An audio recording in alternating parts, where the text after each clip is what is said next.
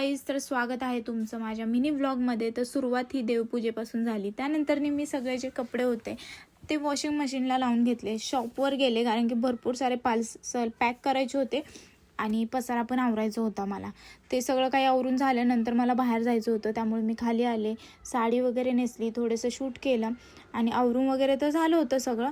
पण काय, माझ्या हातावरचे हेअर तर भरपूर वाढलेत। हे काढण्यासाठी मला पार्लरला जायला पण वेळ नाही। त्यानंतर मी एक प्रोडक्ट ऑर्डर केलं, जे आहे अर्बन योगचं हेअर रिमूव्हल क्रीम स्प्रे।